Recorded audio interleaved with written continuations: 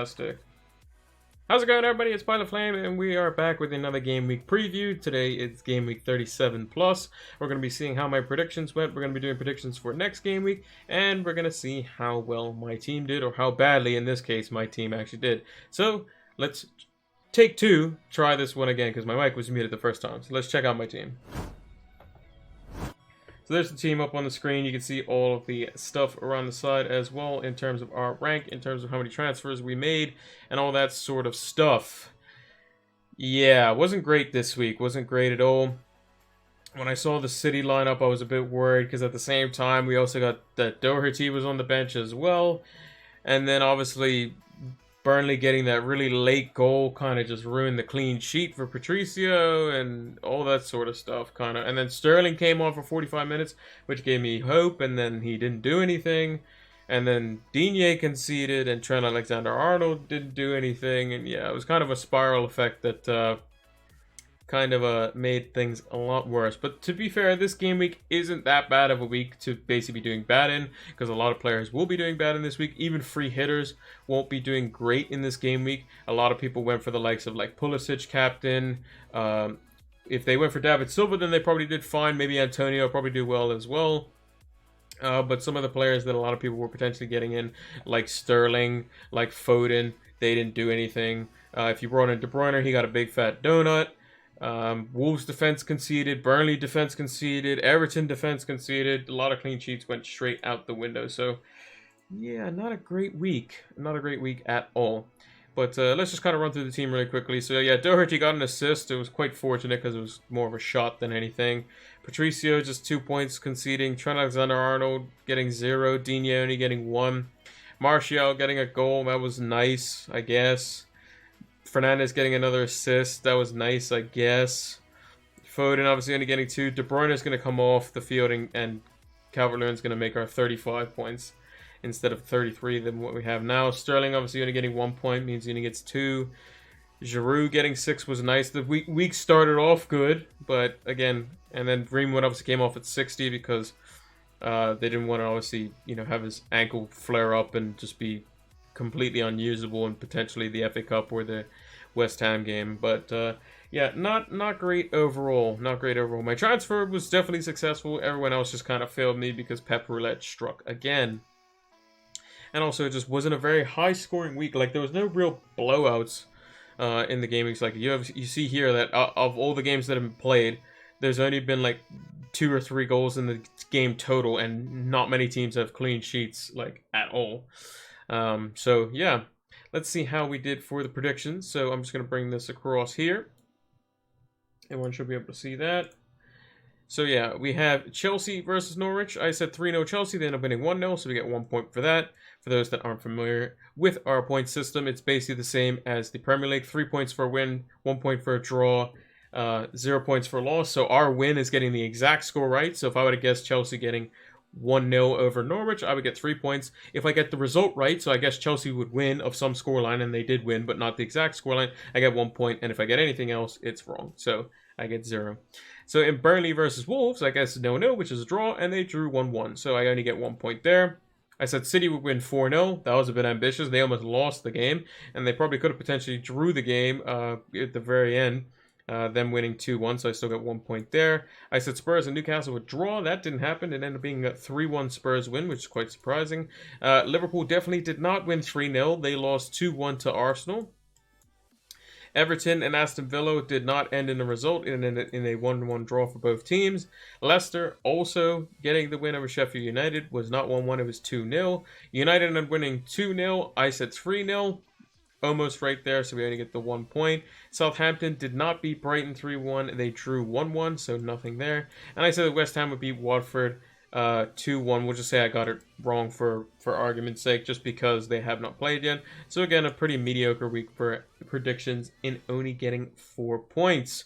In terms of our clean sheets, Everton didn't keep a clean sheet. Southampton didn't keep a clean sheet. Trent was awful. Pulisic got an assist, and Dominic Calvert-Lewin was terrible as well. So we only got 1 out of 5 there. Not great. That's probably the worst 5 you've ever seen, much like this game week personally. So let's move swiftly on from that. So here are the fixtures for the current game week. I'm going to bring my little handy dandy notepad across as we usually do. Norwich versus Burnley. I see Burnley keeping a clean sheet. They'll probably do exactly what Burnley do and win 1-0. Bournemouth versus Southampton. Southampton, they drew 1-1 with Brighton, but they ended up drawing with United as well. It's a bit tough to call. Bournemouth could potentially be, getting back into things. They've had two, what you can consider decent results with 1 win and 1 loss versus City, but they were competitive in the City game. They could have picked up points in that game. I still think Southampton wins it, though, and I think they win the game 3-1. Now, this game, Spurs versus Leicester, every game that's been played, I've kind of gone back and forward on this one specifically. So I see Spurs play, and I'm like, okay, Spurs might win the game. And then I see Leicester play, and I'm like, well, Leicester got a win versus Sheffield United team that's on top. I think it's going to be a 1-1. This is probably going to be ended up being some ridiculous scoreline that's not even close to 1-1 potentially. If I get this game right, then yeah, sure, I'll take it. But I think a 1-1 is probably, Mourinho's probably going to set up quite defensively. He needs points. Leicester need points. And I think when both teams really need points, it only ends up one way, which is a draw. So that's what I'm going to go with. Brighton versus Newcastle, two teams that really don't have much to play for. Brighton did score versus Southampton, so I think they could score versus Newcastle. Can Newcastle do the reverse? I think so. I'm going to go with a 1-1 there as well. Sheffield United, they'll probably end up smacking Everton 2 or 3-0. I'm going to go with 2-0 because I think Everton's terrible at the moment. Maybe it'll give Digne some luck and he'll get a clean sheet or something. Who knows? But Sheffield United are also, as far as I know, they can't make Champions League anymore with their defeat today. Same with Wolves, I think, but they can still make Europa League, obviously. So they still have something to play for, but I think they'll beat Everton, probably. Wolves versus Crystal Palace. Wolves should win this game. I think they'll win by the same scoreline as United did in 2-0. Watford versus Man City. I think City should win this game quite comfortably. Watford are probably going to rest their players or probably will say, go out and do whatever in this game. This game isn't the one that we're kind of looking at. We're looking at the final game of the season when we have to beat Aston Villa. And also the game tomorrow where they play West Ham. If they play West Ham and they beat them, they're going to be on the beach. They'll be fine because I think they're on 34 points now. Aston Villa's on 31. And Bournemouth's also on a similar tally. So basically if they win, they go 6 points clear. And then you're looking at goal difference where their goal difference is going to be way better than the other teams. So they could lose their last 2 games and it won't matter too much. And even still, they'll probably do decently versus Aston Villa on the final day when they play them. I think they play Watford play Aston Villa. Anyway, moving forward. Aston Villa versus Arsenal. I think Aston Villa could potentially get something from this game. They looked quite good versus Everton. I think Arsenal shouldn't underestimate them. I think at the end of the day, Arsenal are still looking for something and potentially that could give them the edge there. I'm going to go with a 2-1 Arsenal victory. Man United versus West Ham. Now, West Ham's been a bogey team. This can go one of 2 ways. Either United come here unprepared and they end up slipping up after already knowing the Leicester result. Or they go out and they do what they did versus Crystal Palace. They have a professional performance. They keep a clean sheet and they do quite well. If West Ham win versus Watford, this game should be even easier. But I think United, no matter what, is going to go out. They're going to show their experience. I don't think we're going to play many of our star players in the FA Cup semi-final. I think we're going to play some more of the fringe players. So you might see the likes of Dan James come in. You might see a Gallo start.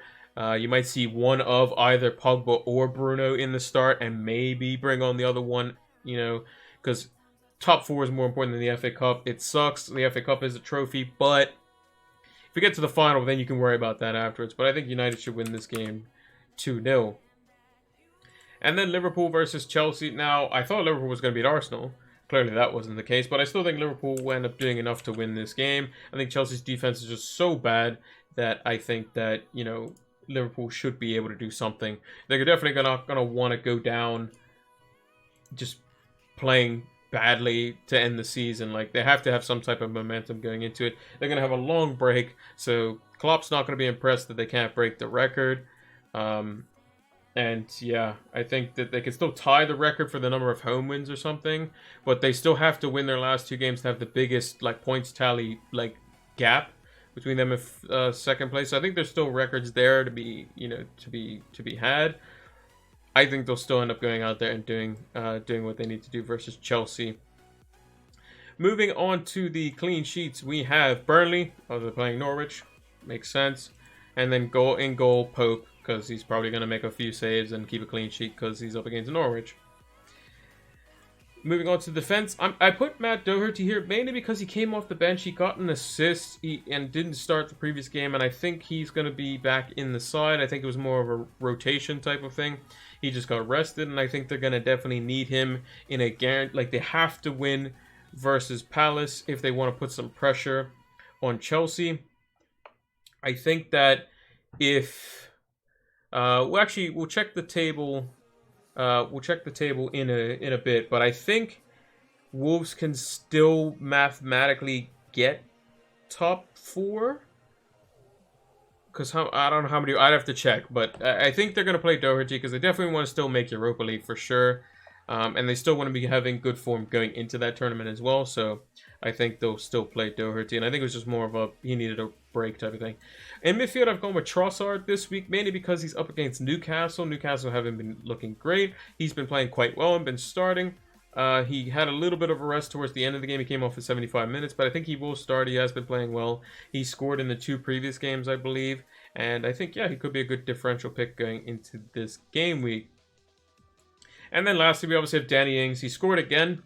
Obviously getting, I believe it was 3 bonus points. We'll be able to check in a second, but I think he was at least 1 or 2. And yeah, he just keeps scoring. I'm going to be considering bringing him in this week against Bournemouth. He'll probably do nothing for me because that's how it usually works out. But nonetheless, I think he's a great forward option this week. So let's I'm just going to check the bonus point situation here. So Danny Ings ended up with 1 bonus point. Okay, so not the end of the world. So he actually only outscored Giroud by 1. Not the end of the world here. Manchester United bonus. Yeah, didn't expect Martial to get anything more than 1. And then the rest doesn't really matter too much.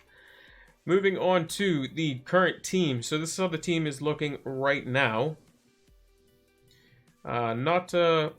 Not quite confident in the team going into this week. Mainly my defense is the thing that's kind of worrying me. And the reason for that is because Wolves seem to be conceding super late goals now, which isn't like them. They usually set up shop quite well. They may have lack of motivation because they know that they're probably going to be at least 6th. So I'm not too sure there. They should end up beating Palace, no problem. And they may try to spoil the party versus Chelsea. But it's like Digne that I'm worried about. I have to probably transfer out Giroud. I don't like Calvert-Lewin. My bench has 2 players that aren't playing. So this week isn't looking great. The one thing I am sure of is that I'm going to be captaining Martial or Fernandes this week. That is 100% certain. I ain't captaining any more City players. You go with the consistency. So yeah, I think that captaining one of those 2 players is going to be good. Like I said, I think Greenwood probably won't play in the FA Cup game unless he absolutely has to, and that's because obviously he's coming off he had a swollen ankle and he came off at 60 minutes just as a precautionary measure.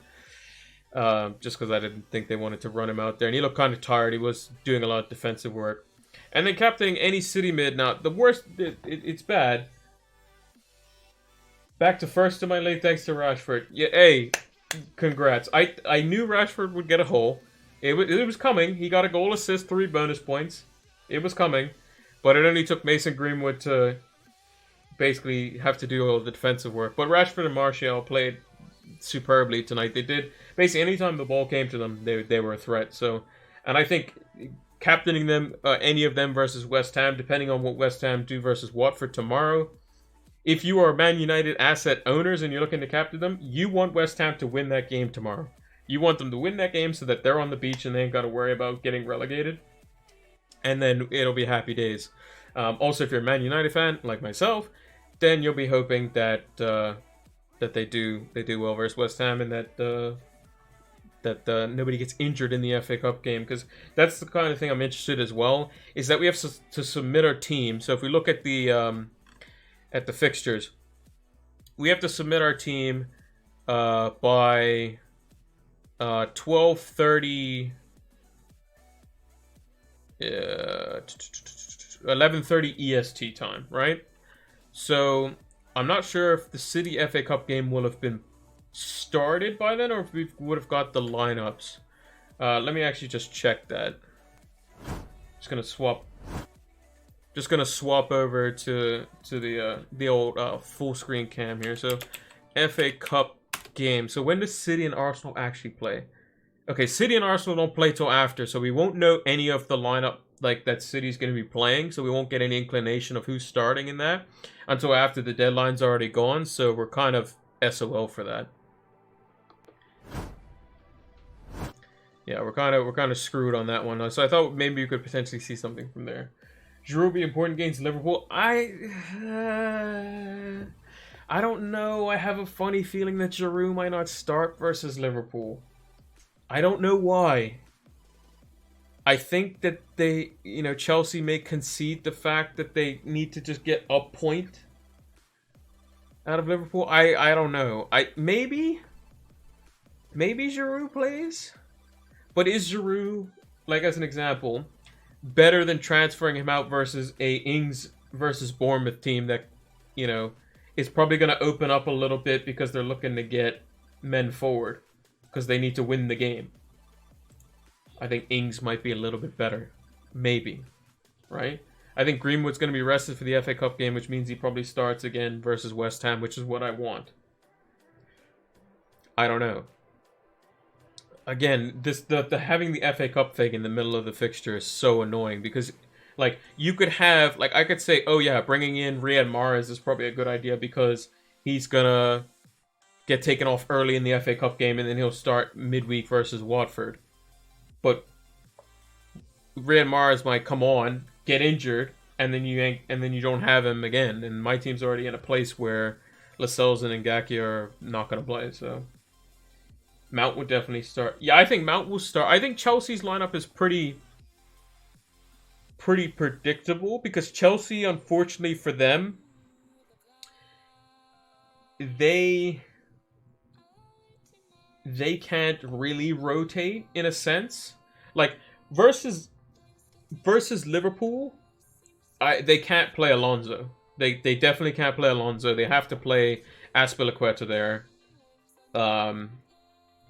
Can they play Alonso versus us? I wouldn't. I wouldn't play Alonso. I don't think Alonso should see, like, maybe versus Wolf. No, because he's up against Adama Traore. No. Yeah, no. I don't think they're playing Alonso. So you probably think Azpilicueta starts, which means you have to be, have some... you're definitely playing Pulisic in the last 3 games. Mount's a bit weird for me because I think like Barkley, when he plays in like the FA Cup games, he's really good, but when he plays in the league, he's just terrible. So maybe you get a midfield of like Barkley, Kovacic, and maybe Kante's back. I don't know. It's a bit of a weird one. It's a bit of a weird one. But yeah, that's kind of my current team at the moment. I just don't like Trent versus Chelsea. Even though Chelsea only scored 1 goal rather versus Norwich, I don't think that it's still. I think it's still likely that they're not defensively solid and that they concede. They could do that. It'd be left wing back for Alonso. Alonso would play left wing back, maybe Reece James right wing back. And then they go with what? Rudiger, Zuma, +1. Or they go with like Rudiger, Azpilicueta, and what's his name? I just said his name. Zuma. They play with those 3, I guess. And then you go from there.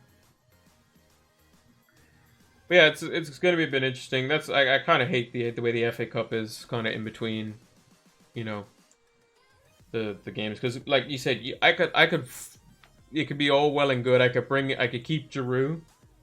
Giroud could start in the FA Cup game, first 10 minutes, getting subbed off because he's injured. Then I know he's not going to play, and there's nothing I can do about it.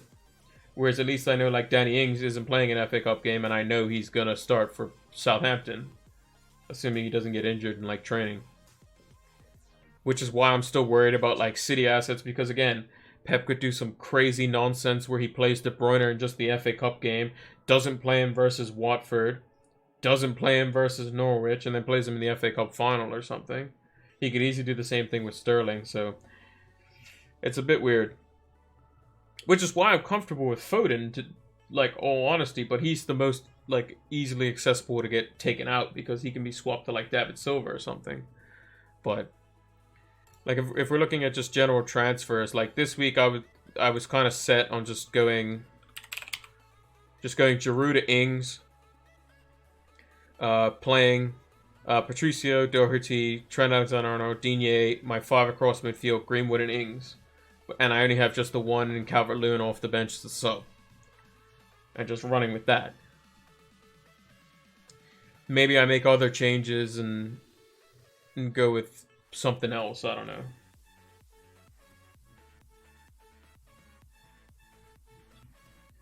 I don't know. But that's kind of the transfer that I'm looking at. I'm also thinking of maybe Salah is an option.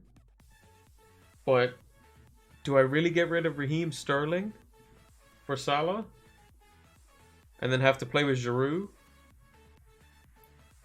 It's not great.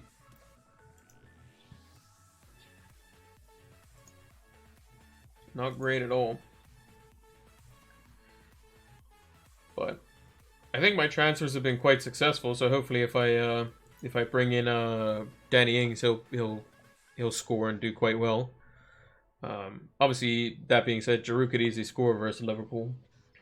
I mean, for all we know, Liverpool could play a bunch of, players that need to get starts or whatever for their Premier League medal. That's also an option.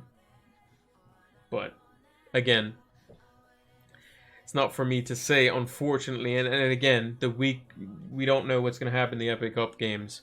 Like, United could put out a B team, and then you have all of these United players fresh.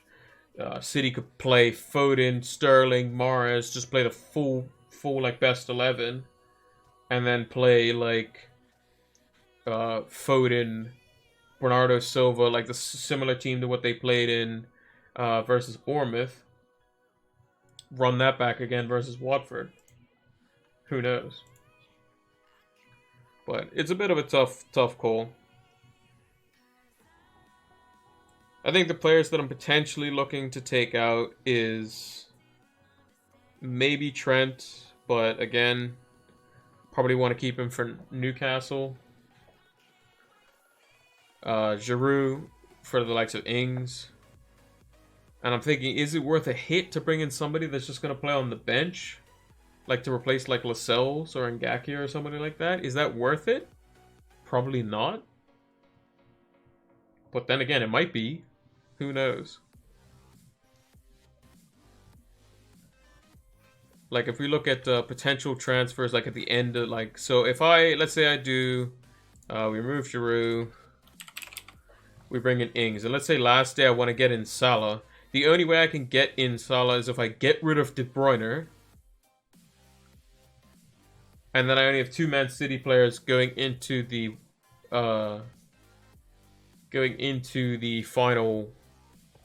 final game of the season. Or I have to do some kind of multiple transfers to basically bring in certain players.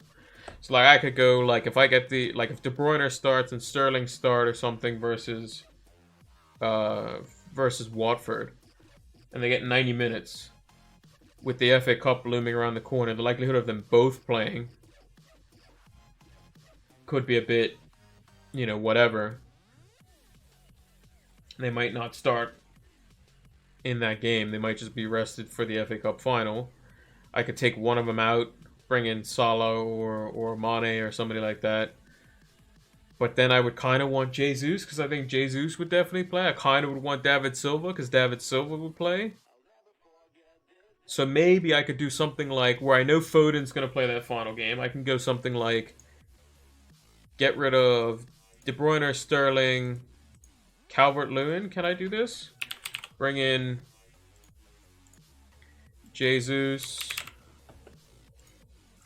Bring in Salah. And then I could bring in like Mahrez. Or I can bring in David Silva.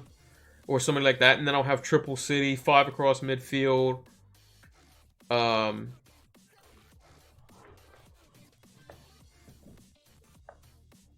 You know, I could potentially do something like that. But that's gonna cost some points.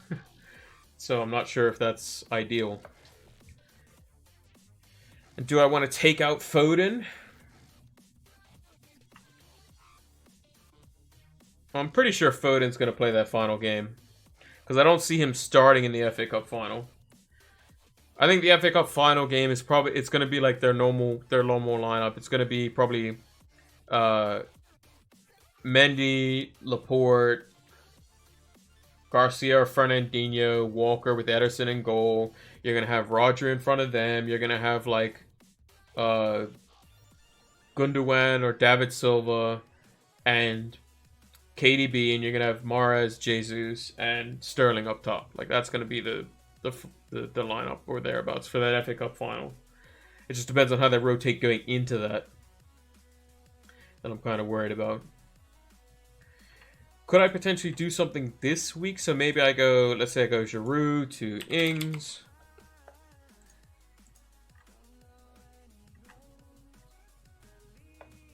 And then I could potentially... Because I think that the Liverpool players, they're going to play versus Chelsea and they'll play versus Newcastle, like almost certainly, because Golden Boot's still online as well. Is it worth taking Sterling out for a hit? Because Sterling played 45 minutes. He's probably going to start the FA Cup final. Or the FA Cup semi-final versus Arsenal. If I had to guess. So would De Bruyne, but De Bruyne is more likely to play back-to-back games or start back-to-back games than Sterling will.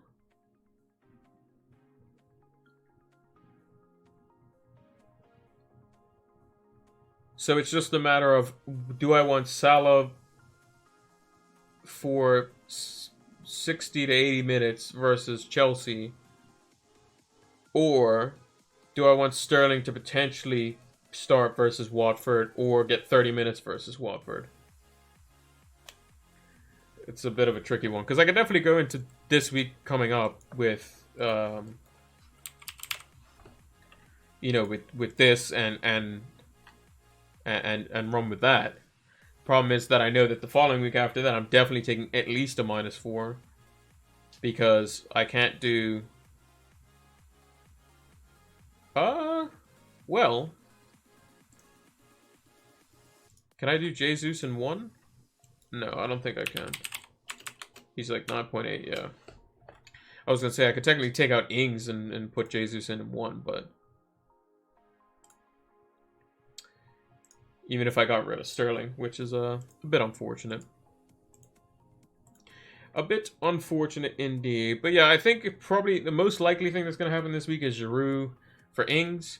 And I'll definitely do my team reveal video tomorrow. That's also going to come out tomorrow with the buy, hold, sell as well. So we'll have to see. But as it stands now, it's definitely going to be this plus 1 or 2 more faces potentially. And if I do any other changes team news wise, then I'll just need to change some things up otherwise with and put that out on Twitter. But yeah, that's gonna do it for this week, I think. And then Martial, captain, or Fernandez, one of the two. We'll have to see. Yeah, that's going to do it for this video. Make sure to leave a like on the video when it goes over on YouTube. Make sure to comment in down below over on YouTube as well when this video goes live as to what you're going to be doing for your transfers. Make sure to follow us on all of the socials, as you can see down below, as my arms get cut off because of the green screen. It's Pilot Flame 226 on all of those platforms. Make sure to subscribe over there. Make sure to give us a follow over here on Twitch and Twitter as well. This is where we post and do the preview streams and Q&As and that sort of stuff. I'm definitely open for people coming in the chat and asking me questions about their team eventually.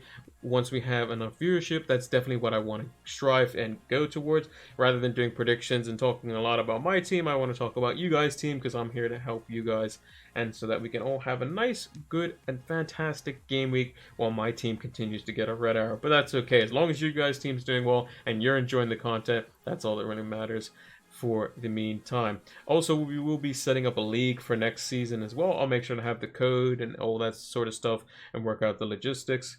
And once I have my webcam set up, we'll be able to do some fun stuff with that as well, because I have some green screen shots where I'm in front of like Wembley and Old Trafford and that sort of stuff. But I won't have that set up until the next game week stream, because I have to mess around with a few things. The webcam will be, I will be able to use it tomorrow. And yeah, so hopefully we'll have that all set up, and then you can see me in front of Wembley after United beats Chelsea, hopefully on the weekend. So yeah, hopefully that will be good for that. But yeah, I hope you all enjoyed it. Make sure to stop by on the next one if you did, and like I said, make sure to go check out all the socials. Links are also in the descriptions below. So that's gonna do it. Hope you all enjoyed it, and then until got my words mixed up. Until the next one, take care.